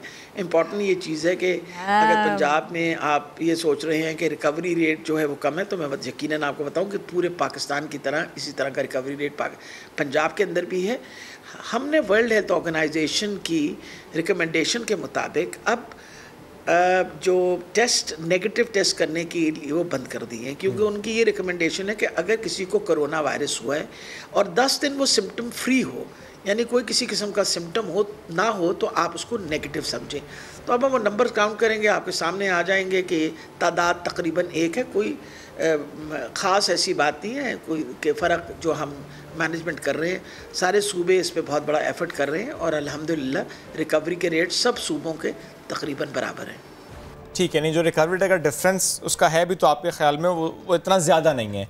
लेकिन मुझे बताइएगा डॉक्टर साहिबा कि आपने भी हमारे शो में आकर कहा कि जो प्लाज्मा थेरेपी है उसके खातिर का नताइज नज़र नहीं आया। गुज़श्ता रोज़ CEO म्यू हॉस्पिटल ने भी हमें यही कहा कि पंजाब में या उनके हॉस्पिटल में बहुत पॉजिटिव रिजल्ट्स नहीं हैं, बहुत ऐसे ज़्यादा नताइज नहीं आए कि जिनको शेयर कर सकें, काबिल ज़िक्र नहीं है। तो क्या पंजाब हुकूमत या आपका महकमा ये सोच रहा है कि प्लाज्मा ट्रायल ख़त्म कर दिया जाए क्योंकि पंजाब में उसके रिजल्ट्स अच्छे नहीं हैं? मेरे ख्याल जो अहम तरीन चीज़ है वो आप समझने की कोशिश करिए कि अभी तो ट्रायल्स जारी हैं। जब तक हमारे पास उन ट्रायल्स के नताइज सामने नहीं आएंगे किसी किस्म की कमेंट हमारे लिए कहना मुश्किल है। हाउएवर जितना हम सोच रहे थे कि लाइफ सेवर हो सकता है उसके अपने भी मसले मसाइल हैं। एक क्राइटेरिया है जिसके बेसिस पे आप कन्वलेशन ये प्लाज्मा दे सकते हैं। तो ये अगले हफ्ते तक हमें उम्मीद है कि हमारे सामने जिन मरीज़ों पे ये इस्तेमाल हुआ है उसके रिज़ल्ट्स आएंगे, फिर हम इस पोजीशन पे होंगे कमेंट करने के लिए कि इसका कितना फ़ायदा हुआ है और मज़ीद हमें इसको किस तरह इस्तेमाल करना चाहिए। अब देखिए आप खुद भी बता रही हैं कि SOPs को फॉलो किया जा रहा है, इसको प्रैक्टिस बनानी चाहिए, केसेस कम हो रहे हैं। तो ये फरमाइएगा कि तालीमी इदारे कब खोले जाएंगे, क्या बता सकती हैं आप हमें? क्या महकमा सेहत और महकमा तालीम ने इस मामले पर कोई मुशावरत की है? जी बिल्कुल, इसके ऊपर बिल्कुल सोचा जा रहा है और सोचना भी ज़रूरी है। वजह यह है कि बच्चों का तालीमी साल जो है उसके बहुत बड़ा हिस्सा जो है, आपको पता है इस साल कोविड की वजह से बहुत बड़ी हमें सेक्रीफाइस करनी पड़ी। तो अल्लाह करे कि जिस तरीके से इस तादाद से कोविड के केसेस कम हो रहे हैं तो उम्मीद रखते हैं कि सितंबर के महीने में, अगस्त के दरमियान और सितंबर के महीने के शुरू के अंदर हम तालीमी अदारे खोलने की पोजीशन पे इंशाल्लाह पहुंच जाएंगे। उसके अंदर जो SOPs डेवलप हो रहे हैं उस पर ऑलरेडी हेल्थ डिपार्टमेंट ने काम करना शुरू कर दिया है और ये कोलैबोरेशन जो है वो एजुकेशन डिपार्टमेंट के साथ ही करके करेंगे ताकि SOPs फॉलो हों और अल्लाह करे कि हम इस वबा से निजात पा के अपने बच्चों की जो तालीम है उसके अंदर जो वक्फा आया है उसको हम इंशाल्लाह रिकवर कर पाएंगे। बहुत अच्छी बात शेयर कर दी डॉक्टर साहिबा, बहुत अच्छी बात आपने शेयर कर दी कि अगस्त का मिड और सितंबर ये वो डेट्स हैं जब सोचा जा रहा है कि तालीमी इदारे खुल जाएंगे। मुराद राज साहब वो भी इससे मुतालिक यही बात कर चुके हैं। बहुत शुक्रिया, साथ मौजूद थी आप और इस सिलसिले में हमसे गुफ्तगू कर रही थी। बढ़ते हैं आगे, JIT की बात कर लें। JIT उनके पास पूरी है, इनके पास आधी है, ये सारी की सारी बात हुई। पास कहाँ से आई है? इसके पास कहाँ से आई ये भी सवाल है। और कल जो JIT के कुछ पेपर्स दिखाए गए थे वो नाकाफ़ी थे, वो बात बिल्कुल दुरुस्त नहीं थी। आज मैं इस बारे में प्रेस कॉन्फ्रेंस करूंगा। अली ज़ैदी साहब ने कल तक तो यही कहा था, लेकिन जब उन्होंने वो पेपर्स लहराए थे ना, वो बहस अभी सिमटी नहीं है। सिंध के वज़ीर इत्तलात नासिर हुसैन शाह ने यह दावा किया है कि जारी करदा तमाम JITs मुकम्मल हैं, कोई रद्दो बदल नहीं है, कोई पेजेस स्किप नहीं किए हैं, कोई सवाल ही पैदा नहीं होता ये सब कुछ करने का। रिपोर्ट पर तो मोतबर इदारों के अफसरान के दस्तखत भी हैं। उन्होंने ये बताया, सवाल उठा दिया कि अली ज़ैदी साहब जरा कौम को बताएं कि जो कौमी असम्बली में कागज़ लहराए थे और कौम को दिखाए थे वो कहाँ से हासिल किए थे। एनीवेज, नासिर हुसैन शाह की प्रोग्राम आवाज़ में गुफ्तगू का हिस्सा आपके सामने रखते हैं। मुकम्मल रिपोर्ट है और आपने देखा कि बहुत ज़्यादा इस पर एक किस्म की पॉइंट स्कोरिंग की गई। बहुत से लोगों ने पता नहीं कौन से पेपर मन घड़त एक JIT आके फ्लोर ऑफ द हाउस पे नेशनल असेंबली में आके लहराते रहे। अगर इसमें सिर्फ सिंध गवर्नमेंट के जो लोग हों उनके सिग्नेचर हों, पुलिस हो या दीगर एडमिनिस्ट्रेशन के हों, इसमें तो हमारे बहुत मोतबर और आला इदारों के जो सीनियर अफसरान हैं उनके साइन है। ना सिर्फ ये कि रिपोर्ट के आखिर में बल्कि हर एक पेज पे। अब इसको ये जुटला रहे हैं, जो फ्लोर ऑफ द हाउस पे ये मन गढ़त कागज दिखा रहे थे वो इन्होंने कहां से लिए, उनको कैसे फैब्रिकेट किया इन्होंने। लेकिन बात अभी भी वही है कि ये लोग जो आपने तैनात किए वो आपने कहाँ से लिए, उनकी प्रोफाइल मैच करती थी या नहीं, वो कल आपके दोस्त थे और आज नहीं। बहुत सारे सवाल हैं, बहुत सारे सवाल हैं। डॉक्टर निसार अहमद मुराई कौन है? वो वज़ीर थे ना समाजी रहनुमा, लेकिन क्या वजह थी कि वो पीपल्स पार्टी रहनुमाओं के बहुत करीब थे। डॉक्टर निसार अहमद मुराई की ज़िंदगी और उनके बारे में अब क्या क्या कुछ सामने आ रहा है, हम दिखाते हैं इसी सब के ऊपर आपको अहमद रहमान खान की रिपोर्ट। साबिक chairman fisheries cooperative society doctor Nisar Ahmed Murai, Naushahro Feroze का डॉक्टर कैसे बना सिंध की हुक्मरां जमात का खास। साल 1989 में पीपल्स पार्टी की दौरे हुकूमत में सरकारी डॉक्टर भर्ती हुए। साल 2009 में कराची इब्राहिम हैदरी की डिस्पेंसरी में ट्रांसफर हुआ। 9 जनवरी 2014 को अचानक इन्हें अहम ओहदे यानी चेयरमैन फिशरीज कोऑपरेटिव सोसाइटी बनाया गया। डॉक्टर निसार अहमद मुराई जब भी कहीं जाते तो अपने लाव लश्कर के साथ जाते। एक पुलिस मोबाइल और कई काली डबल केबिन गाड़ियां और उसमें सवार कई सिक्योरिटी गार्ड्स। 11 मार्च साल 2016 में डॉक्टर निसार अहमद मुराई को गिरफ्तार किया गया। कहा जाता है बिलावल भुट्टो जरदारी की फुप्पो फरियाल तालपुर के कहने पर इन्हें चेयरमैन फिशरीज कोऑपरेटिव सोसाइटी बनाया गया। साल 2018 में डॉक्टर निसार मुराई की सामने आने वाली GIT में लिखा गया है कि 50 लाख रुपए महाना भत्ता देने की रजामंदी पर ये कुर्सी इन्हें दी गई। कहा जाता है कि इन्होंने सुल्तान कमर को वाइस चेयरमैन फिशरीज बनाया और उससे 90 लाख रुपए महाना वसूल करना शुरू किए। इन्हीं पैसों में से ये 50 लाख रुपए फरियाल तालपुर को पहुंचाया करते थे। डॉक्टर निसार अहमद मुराई ने पीपल्स पार्टी के अहम रहनुमाओं पर कत्ल के इल्जामात भी लगाए। साल 1998 में साबिक chairman steel mill Sajjad Hussain के कत्ल के केस में डॉक्टर निसार अहमद मुराई अदालत से बरी भी हो चुके हैं। कहा जाता है इन्होंने नौशेरो फिरोज में पेट्रोल पंप और ऑयल फैक्ट्री में भी इन्वेस्टमेंट कर रखी थी। निसार अहमद मुराई डिफेंस में 1000 गज के बंगले, क्रीक विस्टा में फ्लैट और हैदराबाद में 500 गज के बंगले के भी मालिक हैं। अहमद रहमान खान, समा, कराची। अब जिक्र उज़ैर बलोच का। कराची का पढ़ा लिखा नौजवान एक गैंग वॉर का सरबरा कैसे बना? उज़ैर बलोच मुसल्लह गिरोहों को कैसे लीड करता था? सियासी तंजीम के रहनुमाओं के करीब रहा। मुख्तलिफ सियासी शख्सियात के साथ उसकी दोस्ती, उसकी तस्वीर अब भी सोशल मीडिया पर मौजूद हैं। तो इन ताल्लुकात से बहुत से सवालात उठते हैं। लियारी सिंगोलेन का उज़ैर अली ग्रेजुएशन का तालिबे इल्म, वालिद के ट्रांसपोर्ट के कारोबार को आगे बढ़ाने में मशगूल नौजवान था। साल 2003 में उज़ैर अली के वालिद फैजू मामा को लियारी गैंग वॉर के अरशद पप्पू ने अगवा के बाद कत्ल किया, जिस पर दूसरे ग्रुप के सरबरा अब्दुल रहमान उर्फ डकैत ने उज़ैर को अपने साथ लिया और उज़ैर अली ने वालिद की मौत का बदला लेने के लिए गैंग वॉर की दुनिया में कदम रख दिया। साल 2008 में पुलिस मुकाबले में अब्दुल रहमान उर्फ डकैत के मारे जाने के बाद उज़ैर अली ने सरदारी की कुर्सी संभाली और बन गया लियारी गैंग वॉर का सरबरा सरदार उज़ैर जान बलोच। उज़ैर बलोच की पीपल्स पार्टी के बेशतर रहनुमाओं के साथ मुख्तलिफ औकात में तस्वीर भी मौजूद हैं। 30 जनवरी साल 2016 को रेंजर्स ने उज़ैर बलोच को गिरफ्तार किया। साल 2018 में उज़ैर बलोच की मंजर आम पर आने वाली GIT में कई अहम इंकशाफात सामने आए। उज़ैर बलोच पर 198 अफराद के कत्ल का भी इल्जाम है। गैंग वॉर के अरशद पप्पू और शेरशाह कबाड़ी मार्केट में 11 दुकानदारों का कत्ल भी इसमें शामिल है। कहा जाता है कि उज़ैर बलोच ने एक सियासी जमात के रहनुमाओं के कहने पर न सिर्फ मुख्तलिफ घरों पर कब्जा किया बल्कि शहरियों से भत्ता भी लिया। ये भी कहा जाता है कि उज़ैर बलोच के कहने पर ही लियारी के थानों में SHOs तैनात किए जाते थे। गैंग वॉर सरबरा उज़ैर बलोच पर अरशद पप्पू कत्ल समेत 54 मुकदमात ज़ेरे समात हैं। अहमद रहमान खान, समा, कराची। आसिफ अली जरदारी का इलाज जारी। गिरफ्तारी के चंद रोज बाद ही जेल से अस्पताल मुंतकिल हो गए थे। पीपल्स पार्टी साबिक सदर को मर्जी के मुताबिक इलाज की सहूलतों के लिए कराची मुंतकिली का मुतालबा करती रही थी। दिसंबर में जमानत मिलने के बाद आसिफ अली जरदारी को कराची मुंतकिल किया गया था। जनाब आसिफ अली जरदारी साहब का इलाज जारी है और फिर उस सब के बाद में जो कुछ अहम मुकदमात आए हैं, उनकी सेहत के ऊपर बहुत सारी बात भी हुई थी और अब उनके बारे में ये भी कहा जा रहा है कि इलाज उनका मुसलसल हो रहा है। तबीयत उनकी उतनी ज़्यादा बहाल नहीं है कि जितना कहा जा रहा था।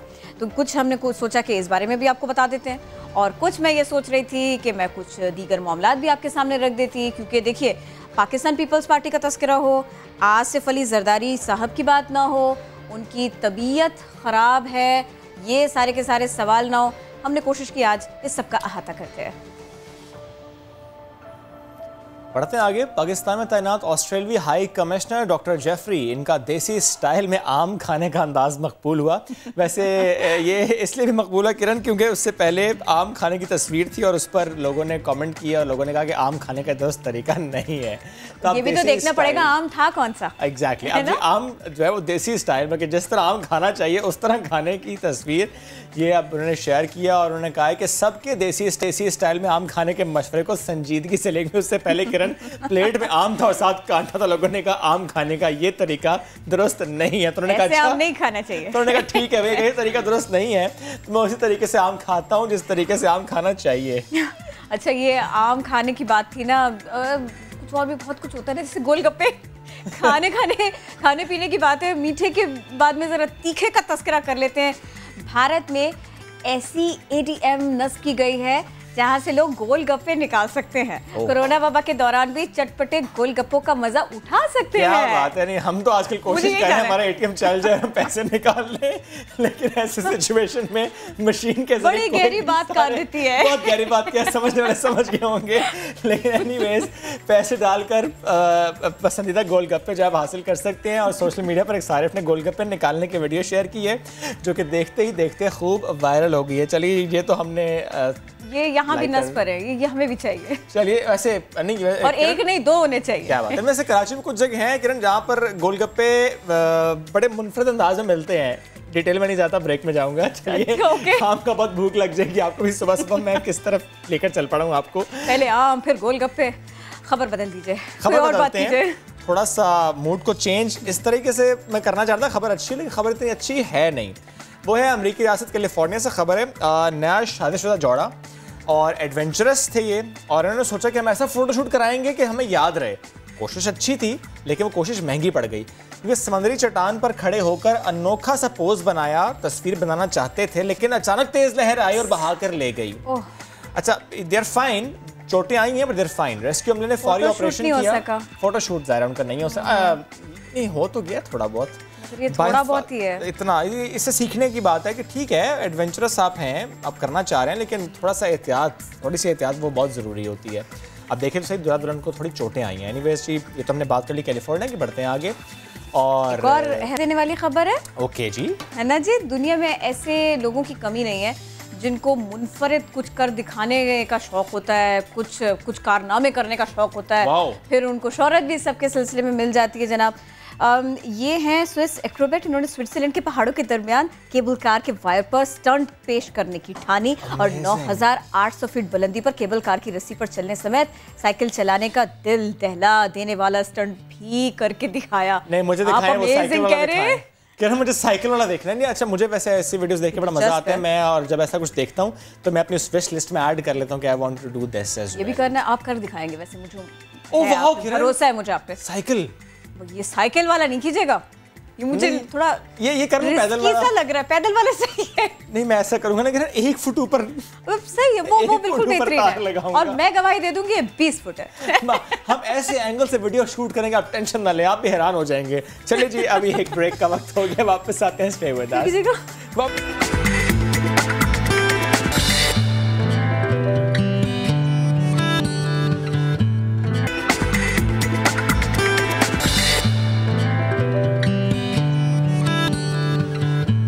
हाजिर ब्रेक के बाद लॉकडाउन का तस्करा हो गया, बिजली की बंदिश की बात हो गई, इंटरनेट सर्विस कहीं पर ना मिले लोगों को तो क्या करें। सबसे ज़्यादा जो लोग सफ़र करते हैं ना, जहां हम लोगों का, बच्चों का सफ़र करना नहीं देख सकते, वो क्या है जी, तालीमी मामला। इसमें स्टूडेंट को सफ़र कराता हुआ कोई नहीं देख सकता। गिलगित बल्तिस्तान में हो रही है जनाब रेडियो के ज़रिए एजुकेशन की बात, एजुकेशन की फराहमी, तालीम के फ़रोग के लिए काम करने वाले समाजी इदारे की काविशें तो देखिए। इनकी वजह से ही आज कई बच्चे कोरोना की वबा के दौरान बिला तातुल तालीम हासिल कर रहे हैं। क्लास में नहीं जा सकते, स्कूल नहीं जा सकते, तो क्या हुआ, आपकी समात तक पहुंचेगी तालीम, आप पढ़ सकेंगे, सुन सकेंगे। एलाइट एक NGO है और हुकूमती इश्तराक के साथ उन्होंने गिलगित बल्तिस्तान में प्राइमरी के बच्चों के लिए रेडियो पाकिस्तान और FM चैनल्स पर तालीमी प्रोग्राम का आगाज़ किया है। अब ये सब कुछ कैसे हो रहा है, इसका रिजल्ट कैसा आ रहा है, इसी पर आज हम बात करेंगे। हमें ज्वाइन किया deputy chief elite Pakistan Kamran Iftikhar sahab ने, and we have a teacher with us Yusra Sheikh. Kamran sahab, पहले मैं आपकी तरफ आना चाहूँगा। ज़ाहिर जब हम कन्वेंशनल मोड ऑफ टीचिंग की बात करते हैं, हम टॉक एंड चॉक की बात करते हैं, उसके रिजल्ट हमें ज़ाहिर नज़र आते हैं, उसी के हम ट्यून भी हैं। लेकिन अब हमें रेडियो का चैनल ट्यून करना पड़े पढ़ाई के लिए, ये कुछ नया हुआ है, ऐसा पहले नहीं हुआ। थोड़ा शेयर कीजिएगा इससे मुताल्लिक। अस्सलाम वालेकुम जी। आपने बिल्कुल सही बात की है कि जिस वक्त आप फेस टू फेस बात कर रहे होते हैं, टीचिंग कर रहे होते हैं, उस वक्त एक डिफरेंट एक स्ट्रक्चर होता है, आप पढ़ा रहे होते हैं। लेकिन जो ये सिचुएशन हमारे इस वक्त पाकिस्तान में कोविड की वजह से पैदा हो गई थी, एकदम से स्कूल ऑफ हो गए थे और बच्चे जो घरों में बैठे हुए थे, उन लोगों के पास अब एक्टिविटीज़ नहीं थी कि किस तरीके से उनको एंगेज किया जा सके एजुकेशन के अंदर। अगर आप ओवरऑल देखें, मैं थोड़ा सा बैकग्राउंड बताना चाहूँगा कि हमारा जो अलाइट ऑर्गेनाइजेशन है, ये उन बच्चों के साथ काम कर रही है जो कि बहुत पसमानदा इलाकों में रहते हैं और या वो एजुकेशन की जो सहूलियात हैं उनसे बिल्कुल महरूम हैं।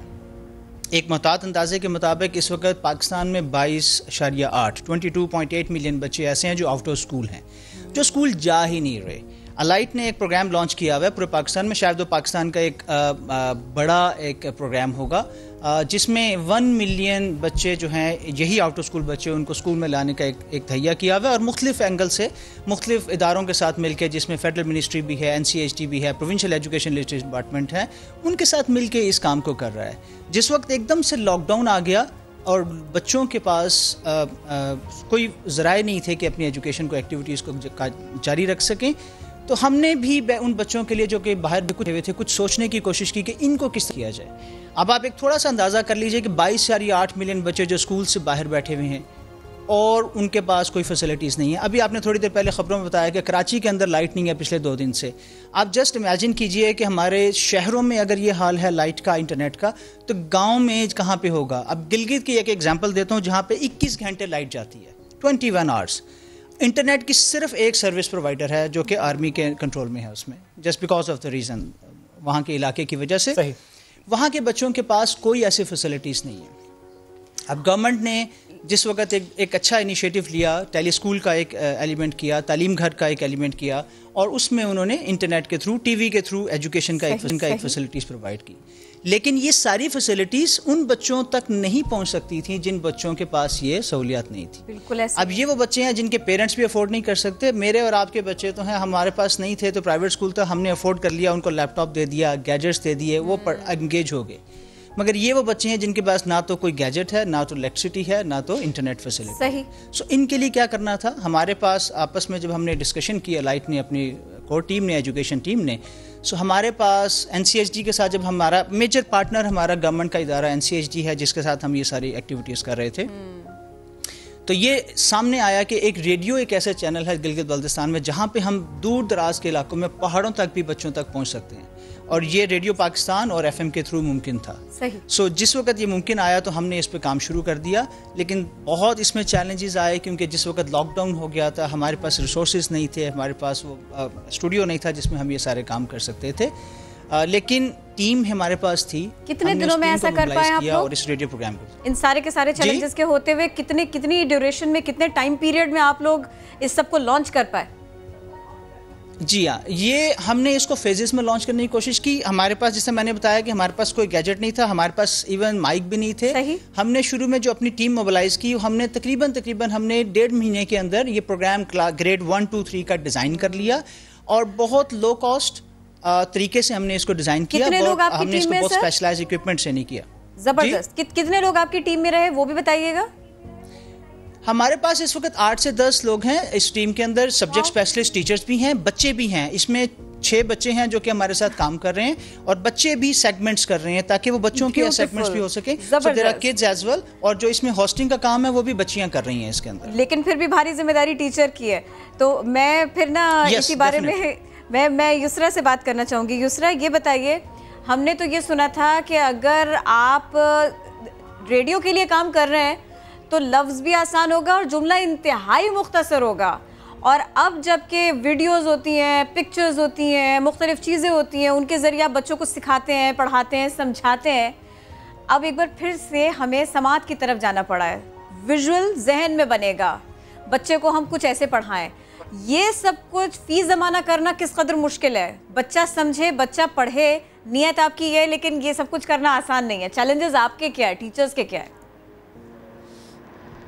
एज ए टीचर अगर आप देखें तो जब आप फिजिकली बच्चे को पढ़ा रहे होते हैं, जब आपके सामने बच्चा फिजिकली प्रेजेंट होता है, it's very different to teach them in that case rather than you know कि लाइक आप उसको सिर्फ अपनी आवाज़ के थ्रू पढ़ा रहे हैं। आपको अपना टोन मेंटेन करना होता है, आपको पता नहीं होता कि बच्चा रिएक्ट कैसे कर रहा है आपके जुमले को। तो ये सारी चीज़ें हमें दिमाग में रख के वाइल भी जब बना रहे थे, जब हम पूरा प्लान कर रहे थे, तो हमने यही चीज़ अपने दिमाग में रखी थी कि जो हमारा टोन होगा, जो हमारा वे ऑफ डिलीवरेंस होगा, वो इतना प्रोमिनेंट होना चाहिए, वो इतना इंडल्जिंग होना चाहिए कि बच्चा बोर नहीं हो सुन के, क्योंकि वो फिजिकली तो हमें देख नहीं सकता, वो हमारे एक्सप्रेशंस नहीं देख सकता, वो हमसे बात नहीं कर सकता, वो क्रॉस क्वेश्चनिंग नहीं कर सकता। तो एज ए टीचर ये एक बहुत बड़ा चैलेंज था, बिकॉज हमें फिजिकली पढ़ने की और पढ़ाने की आदत होती है, तो वो एक चीज़ हमारे पास से ख़त्म हो गई। और इसके साथ साथ असाइनमेंट वाला काम भी, क्योंकि अब तो प्री स्कूल में भी हम देखते हैं कि बच्चों को काम मिलता है, होमवर्क मिलता है कि आपने ये करना है और ये करके लाना और चेक करवाना है, लेकिन by use of this medium कैसे हो पाएगा?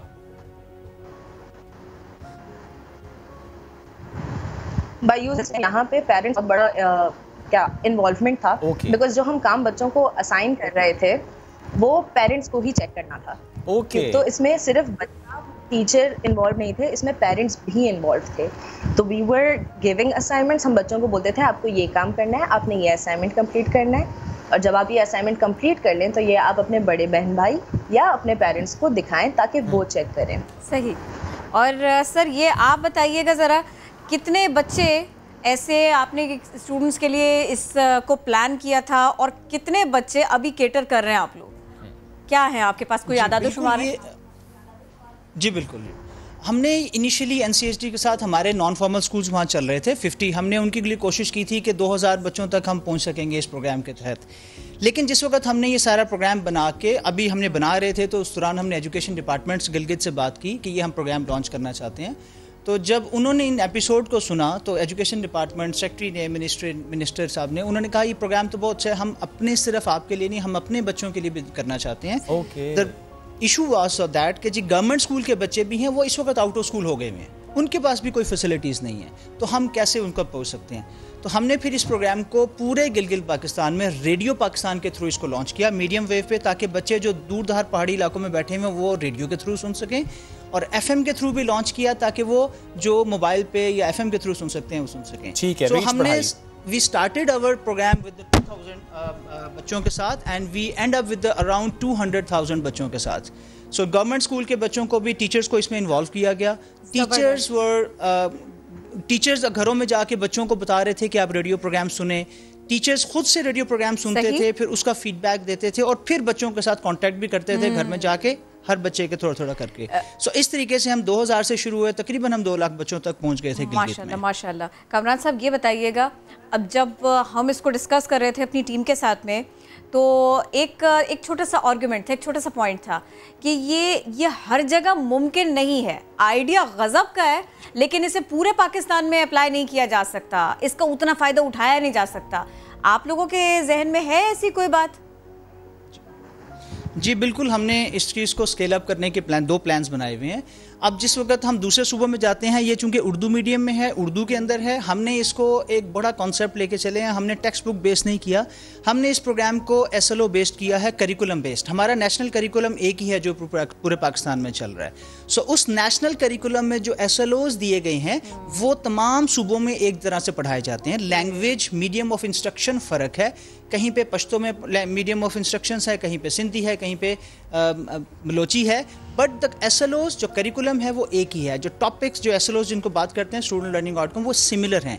हमने वो कॉमन सिमिलर SLO पकड़े हैं और उनको हमने उसके ऊपर रेडियो प्रोग्राम डेवलप किया है। ये प्रोग्राम इसी तरह हमारे ख्याल से पंजाब में, बलोचिस्तान में, KP में, सिंध में भी चल सकता है with the translation in their local language. उसके लिए क्या आपकी रिस्पेक्टिव गवर्नमेंट से बात हुई है? जी हाँ, हमारी मुख्तलिफ KP गवर्नमेंट के साथ भी, एजुकेशन डिपार्टमेंट पंजाब के साथ भी, सिंध के साथ भी ये बातचीत चल रही है। और अभी हम इस मंथ में इंशाल्लाह ताला इसको तमाम सूबों में, उन इलाकों में जहाँ पे ये Urdu language medium of instructions हैं, वहाँ पे रेडियो पाकिस्तान और FM के तहत लॉन्च करने जा रहे हैं। और इसके साथ साथ हम कोशिश भी करेंगे कि इसको डिफरेंट लैंग्वेजेस के अंदर इसको ट्रांसलेट किया जाए।